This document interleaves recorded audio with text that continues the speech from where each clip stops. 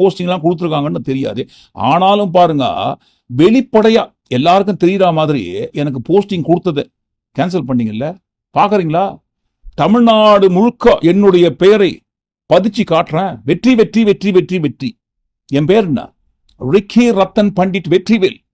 அந்த வெற்றிவேல் என்கின்ற பெயருக்கு முன்னாடிக்கிற அந்த வெற்றி பெயரை தமிழ்நாடு முழுக்க பதிச்சு காட்டுறேன்னு ஒருவேளை மனசுக்குள்ள சபதம் போட்டாரா என்னன்னு தெரியல.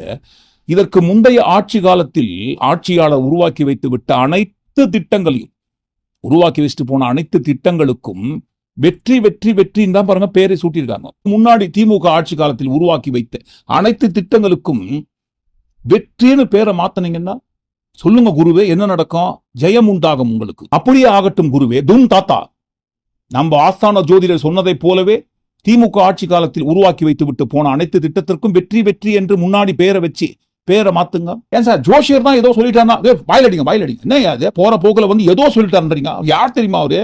ஞானி. பின்னாடி வரப்போறத முன்னாடியே கணிக்கக்கூடிய ஞானிங்க அவரு.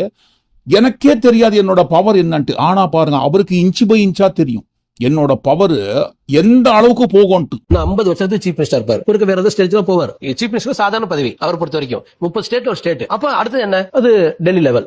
அதுக்கடுத்து என்ன? வேர்ல்டுக்கான தலைவர், பிரைம் மினிஸ்டரையும் தாண்டிடுவார். இப்போ உதாரணத்துக்கு ட்ரம்புக்கும் நாளைக்கு ஒரு அமெரிக்கன் பிரசிடென்ட்டுக்கும் ரஷ்யன் பிரசிடென்ட்டுக்கும் ஏதாச்சும் ப்ராப்ளம் கூட இவர் பேசலாமே. நாளைக்கு அப்ப அமெரிக்கா ரஷ்யா பிரச்சனை கூட விஜய் சார் ஏன் பேசக்கூடாதுன்னு கேக்குறேன். இவர் அன்அப்போஸ்ட் இல்ல வேர்ல்டுக்கான தலைவர்.